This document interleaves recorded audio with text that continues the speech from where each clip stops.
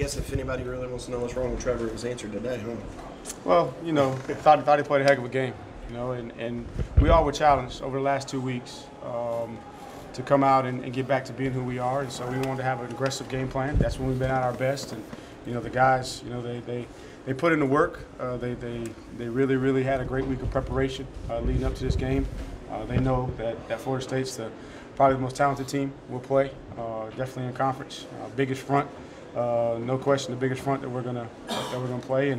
And we knew that playing those guys, you can't give them any opportunity to stay in the game. So we had to come out, swinging and get back to having fun. And the guys had a great week of prep, and really excited to get and watch the film, because obviously there's a lot of good things. And hopefully this is the momentum that we need to kind of hit our stride down the stretch. Did you guys feel the need to prove anything or to make any kind of statement, for lack of a better term?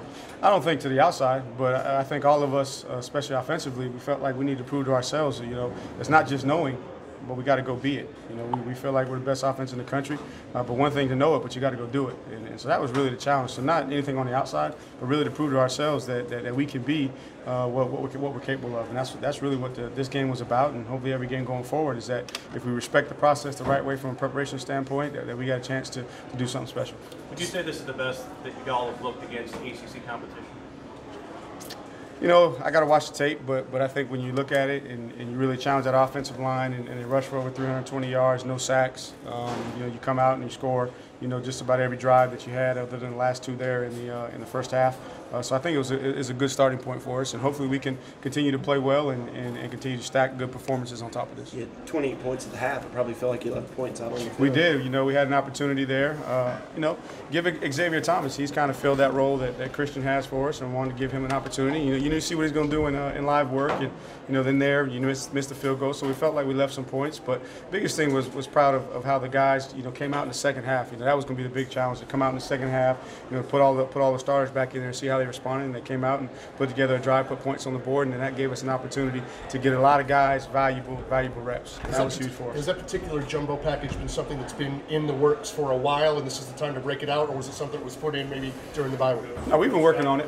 We've been working on it, trying to figure out who are the guys that are going to fill that role. We had success with it last year, and X is 260 pounds back there. He used to play running back when he was in Little League in middle school, and so he's a perfect guy. We just got to get him game reps, and that's tough to simulate what they're going to see. So had an opportunity there and went with it, and he's going to learn from it too.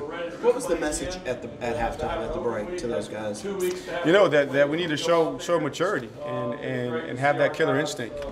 And I got to give credit to Tremaine Ankrum. We allow a lot of our seniors and leaders to speak, and one time he addressed the team and he said it's like blood in the water. The sharks attack, and so that's the mindset we want to have is come out in the second half and let's not be satisfied. And really, Coach Sweeney says it all the time. There's nothing more less important than a score at halftime. So it's 0-0. We needed to come out and make sure that we made a statement with how we played out the half.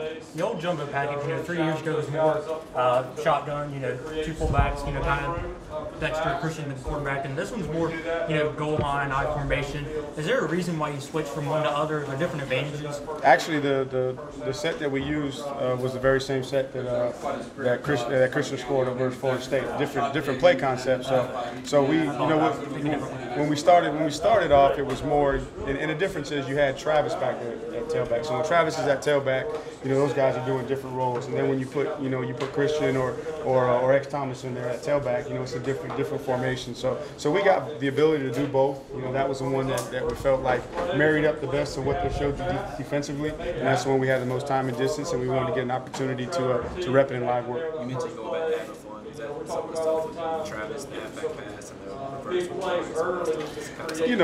That stuff is more just being aggressive. We wanted to come out and be aggressive and put the ball in the air. I think when we've been at our best is we put the ball in the air and we let guys go make plays. Even if it's not complete, it sends a message. So I think that's more just an aggressive mindset, but just having fun is just getting out there and just playing fast. I felt like the guys played with really good tempo. We had 51, 52 plays at the half, and we haven't had that in a while. So the more fun aspect is just, man, let's go be aggressive, let's go have fun, get back to playing the game because we love to play, and let's not worry about being perfect all the time. Was that part of the self-scout, maybe trying to be more aggressive this year?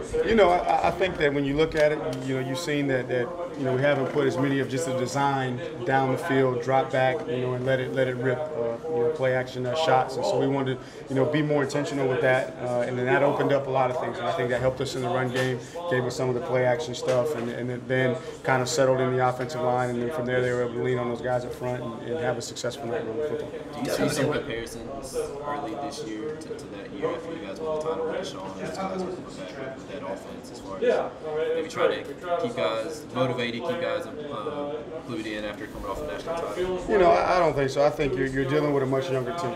You got a younger team that all they know is the success that the program's had, and don't quite understand the process that it takes to be successful. And so we're still teaching them. We're teaching them how to win, how to have an appreciation for winning. The importance of being efficient, being explosive. So I think it's more a function of you just got some younger guys. Yes, we got the 4 senior offensive linemen, but the rest of the guys still young guys. So I think it's just more a function of teaching these young guys who we are, just reminding them who we are, because obviously they came here because of who we are, but they really don't quite understand what that is. Scott was talking yesterday about he needed to lengthen out his thoroughbreds, meaning Lynn J and Travis. Do you feel like you did that today, getting Travis I hit a little bit, some carries? No doubt. I thought Travis, responded well. He's been running the ball hard, all year. He's been bottled up. He did have the two fumbles where he put it on the ground, which is uncharacteristic of him. Was really challenged at North Carolina from a pass protection standpoint. So biggest thing was get him in a rhythm. Get him some no doubt automatic touches where you take some of the RPO stuff off it and let him get into a rhythm. And I think the combination of coming out very aggressive, backing those guys up and not creating those 7-man boxes, and then letting our offensive line go be successful. They kind of get an unfair shake when there's 5 of them and they're expected to block 7. It doesn't quite work like that. But when you get them matched up, you saw that there was constantly a new line of scrimmage, for that first group, which gave Travis an opportunity to get going. And once Travis gets going, there's nobody better in the country, in my opinion. It was our job to make sure that we put together a plan and with some design touches to make sure that he gets going. Do you think that was Trevor's best game of this season, and how did he benefit from having a couple weeks to get ready? I think that all of us benefited, not just Trevor, of an opportunity to go self-reflect. I feel like I got better. I feel like, for me, that I was a lot quicker with my calls, this week, really being dialed in and understanding how we wanted to attack the team, trying not to be perfect. So I think that he had a week or 2 weeks to really just say, let me get back to being who I am, and who I am is a guy that likes to go out there and compete at a high level, have fun, and I thought he was really accurate with the football, make some big throws down the field, and then he just continues to do what we ask him to do, running the football with his legs. I go back to, you may have been on the field, I can't remember what year it was, but when Winky hit the flea flicker with Snoopman and stuff. Yeah. I was down there in Tallahassee. I remember that one. I don't have many visions of plays, but I do have a visual of that one. Would you have ever thought that it would have turned, the rivalry when they come to win 5 in a row and dominate Florida State like Florida State used to dominate? If you would have asked me back when I was standing on the sideline and saw that play, I'd say no. But having been on the staff and been around Coach Sweeney, because Coach Sweeney wasn't here when that happened, right. But having been around him and just the way that he has vision, yes. We believe that at the end of the day, it doesn't matter who we play. It's all about Clemson. If we play to our standard, we can beat anybody in the country. And so that's just the mindset. And I think that's why the program's been successful, because we don't worry about anything that's going on with anybody else other than, hey, if we don't lose to Clemson, we have a chance to win. Thanks, Tom.